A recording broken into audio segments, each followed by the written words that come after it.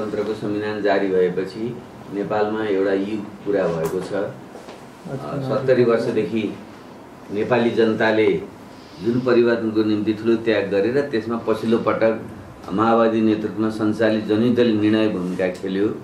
त्यसको एउटा सफलतापूर्वक पूर्णतामा पुर्याउन पाउँदा मलाई अत्यन्त एउटा खुसी र गर्वको अनुभूति भएको छ।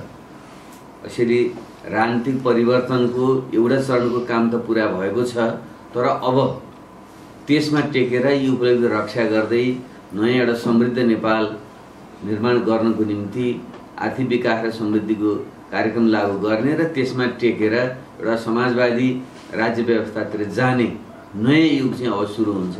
त्यसले यो सन्दर्भमा हामी सबैले फेरि एकचोटि नयाँ ढङ्गले सोच्नुपर्ने आवश्यकता छ र यसको निम्ति म विगत 40 वर्षदेखि नेपाली समाजको रूपान्तरणको निम्ति राज्य व्यवस्थाको परिवर्तनको निम्ति निरन्तर लागिरहेको योद्धाको नाताले फेरि एकचोटि नयाँ ढङ्गले अगाडि बढ्नुपर्छ भन्ने पहल चाहिँ सुरु गरेको छु।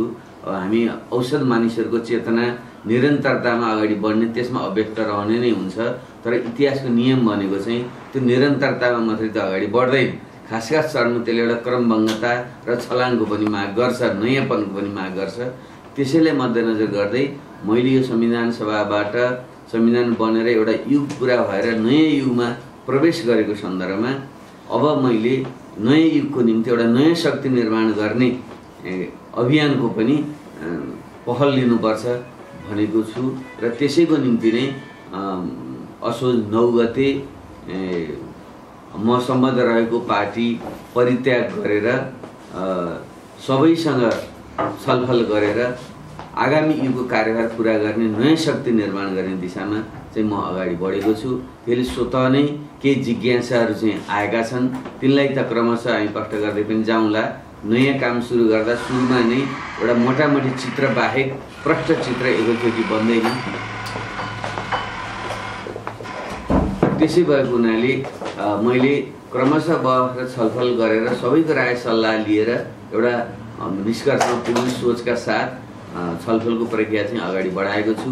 नयाँ काम सुरु गर्दा परिणाम मात्रै नयाँ होइन, प्रक्रिया पनि नयाँ हामीले खोज्नुपर्छ। त्यसो भयो भने नयाँ परिणाम आउँछ। त्यसै भएको हुनाले यो आगामी दिनमा निर्माण हुने नयाँ शक्तिको निम्ति प्रक्रिया पनि नयाँ बनाउनको निम्ति मैले विभिन्न पक्षहरूसँग कुराकानी र संवाद चाहिँ सुरु गरेको छु। त्यसको निम्ति अब यो शक्ति कस्तो हुन्छ, यसको स्वरूप कस्तो हुन्छ, यसको वैचारिक राजनीतिक आधार के हुन्छ भन्ने जुन जिज्ञासाहरू छन् ती विषयमा मैले छलफलको क्रममा नै प्रष्ट पार्दै नै जानेछु। अहिले मलाई मोटामोटी रूपमा लागेको चाहिँ कस्तो हो भने नयाँ शक्ति भनेको चाहिँ स्पष्ट एउटा वैज्ञानिक विचारधारा, अग्रगामी विचारधारा, सोचमा नै त्यो आधारित हुनुपर्छ र त्यसैको निम्ति अहिलेसम्मको विज्ञानले स्थापित गरेको चाहिँ मान्यता भनेको चाहिँ एउटा द्वन्द्वात्मक तथा ऐतिहासिक भौतिकवादी विचार प्रणाली हो, जसलाई हामीले संक्षिप्तमा मार्क्सवाद पनि भन्ने गर्छौँ। त्यसैले मार्क्सवादी पद्धतिमा टेकेर नै आगामी दिनमा एउटा नयाँ विचार र सिद्धान्तलाई अगाडि बढाउनुपर्छ भन्ने चाहिँ मलाई लाग्छ।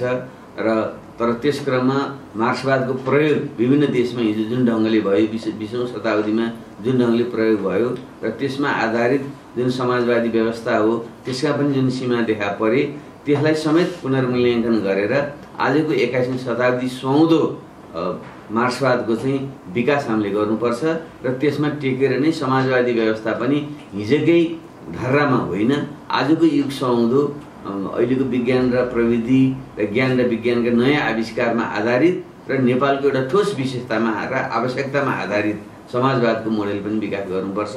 त्यसैको वरिपरि रहेर नै यही वैचारिक धरातलमा टेकेर नै नयाँ शक्ति निर्माण गर्नुपर्छ भन्ने मलाई लाग्छ। त्यस अतिरिक्त मार्क्सवादभन्दा बाहिरका ज्ञान विज्ञानका जुन क्षेत्रहरू छन् त्यसमा प्रशिक्षित मानिसहरूको पनि जुन एउटा ठुलो समुदाय छ उहाँहरूका पनि सुझावहरूलाई लिएर गैर मार्क्सवादी किताबभित्रका पनि धेरैभन्दा धेरै व्यक्तिहरूलाई कसरी त्यो अभियानमा नयाँ शक्तिमा समावेश गर्न सकिन्छ त्यो ढङ्गले पनि छलफल गरेर जाने र एउटा निकास खोज्ने चाहिँ प्रयत्नमा म लाग्नेछु। त्यसैले यसको निम्ति चाहिँ विभिन्न क्षेत्रका पहिले त माओवादी आन्दोलन जुन विभिन्न घटकमा विभाजित भएको छ ती विभिन्न घटकका पक्षका मानिसहरूसँग संवाद गरेर उहाँहरूलाई पनि नयाँ ढङ्गले अगाडि बढ्न अभिप्रेरित गर्ने र उहाँहरूलाई पनि एउटा नयाँ शक्तिमा ल्याउने प्रयत्न गर्ने र मैले भर्खर परित्याग गरेको जुन माओवादी पार्टी छ त्यसभित्र पनि थुप्रै साथीहरू हुनुहुन्छ, मसँग हिजो सहकार्य गरेका साथीहरू र अन्य साथीहरू, उहाँहरूलाई पनि सरसल्लाह गरेर त्यो नयाँ शक्तिमा समाहित गर्ने प्रयत्न गर्ने र त्योभन्दा बाहिर रहेका विभिन्न समूहमा छरिएका वामपन्थी प्रगतिशील अग्रगामी सोच राख्ने व्यक्तिहरू शक्तिहरू छन्, तिनीहरूलाई पनि ल्याउने प्रयत्न गर्ने र त्यस अतिरिक्त कुनै पनि पार्टीमा नभएका अथवा चाहिँ अन्य पार्टीमा भएका मानिसहरूसँग पनि कुराकानी गरेर त्यो शक्ति नयाँ शक्तिमा चाहिँ ल्याउने प्रयत्न गर्ने चाहिँ मेरो कोसिस हुन्छ। त्यसले यसैको निम्ति मैले छलफल प्रक्रिया चाहिँ सुरु गरेको छु र आगामी दिनमा अलि व्यवस्थित ढङ्गले छलफल गरेर एउटा निष्कर्षमा पुग्ने चाहिँ मेरो चाहिँ सोच छ। अब यसै सन्दर्भमा यसको नयाँ शक्तिका मूलभूत के मान्यता हुन्छन् भन्ने कुरा छ। मैले पार्टी परित्याग गरेकै सन्दर्भमा 5वटा सको मैले त्यहाँ चर्चा गरेको छु। तीमध्येको पहिलो स भनेको चाहिँ राष्ट्रिय स्वाधीनता, सार्वभौम सत्ता र भौगोलिक अखण्डताको रक्षाको प्रश्न। त्यसले नेपाल, भारत र चीन जस्ता जुन दुईटा ठुला छिमेकीको बिचमा चेपुवामा परेको छ र त्यसमध्येमा पनि सुगौली सन्धि यता निरन्तर रूपमा भारतीय सत्ता पक्षको चाहिँ एउटा हैकमवादी विस्तारवादी चेपोमा परेको छ। त्यसबाट मुक्त रहेर नेपाललाई स्वाधीन बनाउने एउटा चाहिँ अत्यन्त जटिल पक्ष हामीसँग छ।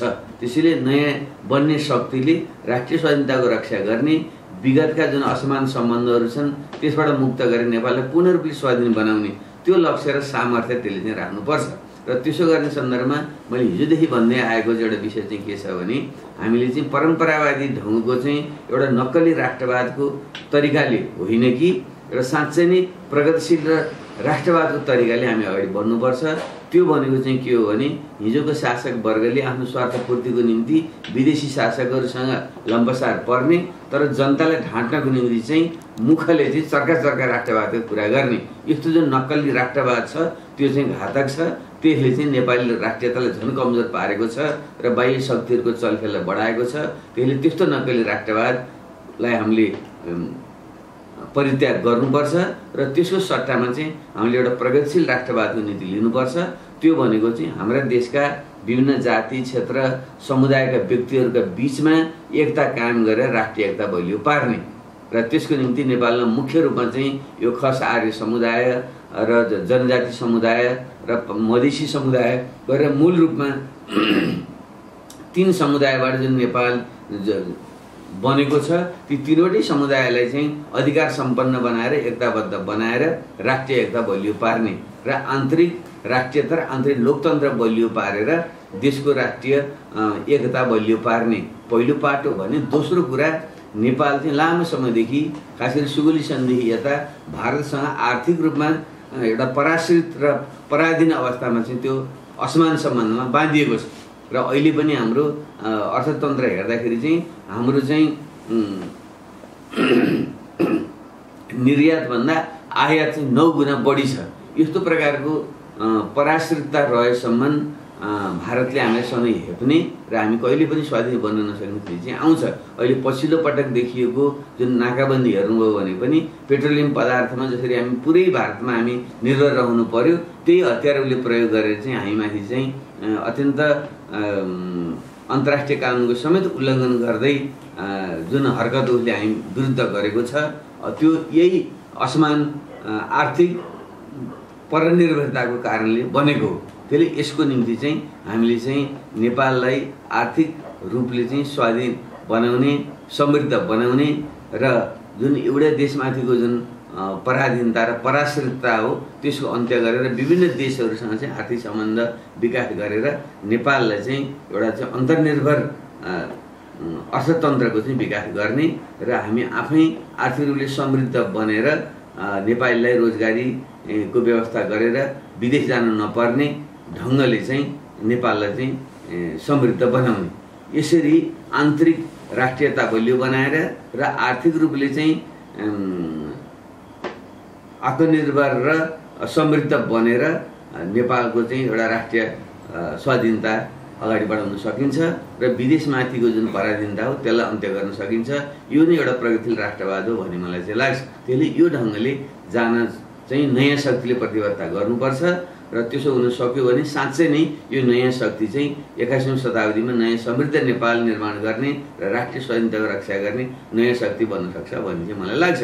र दोस्रो यसको विशेषता दोस्रो स भनेको चाहिँ समावेशी समानुपातिक लोकतन्त्र हो।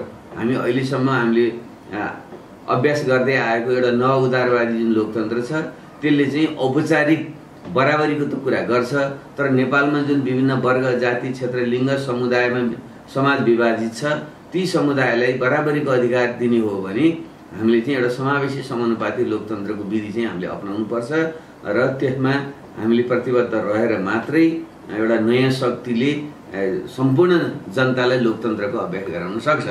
र यो हामीले अन्तरिम यो अहिलेको नयाँ संविधानमा पनि व्यवस्था त हामीले गरेका छौँ, केही अपुगहरू छन् त्यसलाई पूर्णता दिँदै सच्चा समावेशी समानुपातिक लोकतन्त्र र सहभागितामूलक लोकतन्त्रको विकास गर्ने नयाँ शक्तिको एउटा राजनीतिक प्रतिबद्धता हुनुपर्छ। र तेस्रो स भनेको चाहिँ आर्थिक समृद्धि र विकास नै हो। मैले अहिले जोड दिएर भनिसकेँ, आर्थिक रूपमा समृद्ध नबनेसम्म, गरिब र बेरोजगारी अन्त्य नगरेसम्म, विदेशीसँगको परनिर्भरता अन्त्य नगरेसम्म समृद्ध नेपाल नयाँ नेपाल बन्नै सक्दैन। त्यसले नयाँ शक्तिले चाहिँ मुख्य रूपमा छोटो अवधिमा चाहिँ तीव्र आर्थिक विकासको दिशामा जाने र आर्थिक विकासको प्रतिफल चाहिँ आम जनतामा एउटा समन्यायिक ढङ्गले समतामूलक ढङ्गले वितरण गर्ने त्यस्तो प्रणालीको पनि विकास गर्नुपर्छ।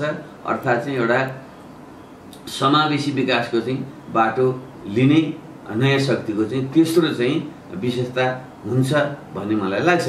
र चौथो विशेषता भनेको चाहिँ समाजमा आर्थिक विकास र समृद्धि भएर मात्रै पुग्दैन। यदि त्यहाँ सामाजिक न्याय भएन, सबै समाजका शक्तिहरूले समृद्धिको चाहिँ बराबर प्रतिफल प्राप्त गर्न सकेनन् र सबैले सामाजिक न्याय प्राप्त गर्न सकेनन् भने समाजमा दिगो शान्ति हुँदैन र त्यसले चाहिँ समाजलाई अगाडि बढाउन पनि सक्दैन। त्यसको निम्ति चाहिँ हामीलाई समाजवादी मोडेल चाहिँ हामीले चाहिन्छ। त्यसैले हाम्रो यो नयाँ शक्तिको अर्को चाहिँ वैचारिक आधार भनेको चाहिँ एउटा मार्क्सवाद, विकसित मार्क्सवादमा आधारित नयाँ एउटा समाजवादी व्यवस्था जसले एउटा सामाजिक न्याय र दिगो शान्तिको सुनिश्चित गर्छ। त्यस्तो प्रकारको प्रतिबद्धता पनि नयाँ शक्तिले गर्नुपर्छ। र पाँचौं स भनेको चाहिँ एउटा सदाचार र सुशासन युक्त प्रणालीको निर्माण गर्ने पनि हो। किनकि हाम्रो अहिलेको राजनीतिक प्रणाली र राजनीतिक दलहरू यति अपारदर्शी र भ्रष्टाचारजन्य गतिविधिमा मुछिएका छन् कि उनीहरूले चाहिँ आफ्नो निजी स्वार्थको निम्ति राज्य र समाजको चाहिँ सम्पत्तिको दोहन गर्ने, अरबौँको चाहिँ घोटाला र भ्रष्टाचारजन्य गतिविधि गर्ने र पार्टीका नेताहरू नै रातारात चाहिँ करोडपति अरबपति हुने र जनता चाहिँ कङ्गाल बन्ने जुन परिस्थिति छ यसको पनि अन्त्य गरिनुपर्छ। त्यसको निम्ति राजनीतिक दल र त्यसका नेताहरूको जीवनलाई पारदर्शी बनाउने र उनीहरूको चाहिँ आचरण चाहिँ बिल्कुल सदाचार र भ्रष्टाचार मुक्त बनाउने र सरकार सञ्चालन गर्नेहरूले चाहिँ भ्रष्टाचार मुक्त रहेर एउटा सुशासनको प्रत्याभूति गर्ने। यदि त्यो काम हुन सकेन र अहिलेको जस्तै भ्रष्टाचारजन्य गतिविधिमा नै भोलिका राजनीतिक नेताहरू पनि लाग्यो भने त्यसले चाहिँ नयाँ नेपाल बन्न सक्दैन। त्यसले नयाँ शक्तिको चाहिँ अर्को एउटा महत्त्वपूर्ण पक्ष भनेको चाहिँ सदाचार र सुशासनप्रतिको चाहिँ पूर्ण प्रतिबद्धता यो हुनुपर्छ। यसरी चाहिँ यी 5 समा आधारित शक्ति नै नेपालमा चाहिँ नयाँ शक्ति हुन्छ भन्ने मलाई लाग्छ। यसैको निम्ति मैले एउटा बृहत छलफल गराएर सबै पक्षहरूसँग बहस छलफल गरेर एउटा निष्कर्षमा पुग्ने चाहिँ सोच छ र यसको निम्ति अब कति समय लाग्न सक्छ भन्ने जहाँसम्म कुरा छ। यो राजनीतिक प्रक्रियालाई एउटा ज्योतिषशास्त्र चाहिँ प्रष्टै समय किटान गरेर भविष्यवाणी गर्न त सकिँदैन, हुँदैन पनि। तर मेरो मोटामोटी बुझाइ चाहिँ के हो भने अब नयाँ युगमा प्रवेश गरिसकेपछि जनताले छिटो यो परिवर्तनलाई संस्थागत गरेर आर्थिक विकास र समृद्धिको दिशामा जनता चाहन्छन्। त्यो पुरा गर्नुको निम्ति चाहिँ हामीले फेरि धेरै ढिलो समय चाहिँ गर्नु चाहिँ हुँदैन। त्यसले केही महिना भित्र चाहिँ हामीले यस विषयमा चाहिँ आवश्यक तयारी गरेर नयाँ शक्ति निर्माणतिर हामी जानुपर्छ। म यसैको निम्ति सबै पक्षसँग आग्रह गर्न चाहन्छु र खुला हृदयले हामी सबै अगाडि बढौँ र हामीले एउटा नयाँ शक्ति 21औं शताब्दी सुहाउँदो शक्ति निर्माण गरेर नयाँ नेपाल निर्माण गरौँ। नयाँ नेपालका निम्ति नयाँ शक्ति, यसलाई नै मूल नारा बनाऊँ भन्ने म सबैसँग आग्रह गर्न चाहन्छु।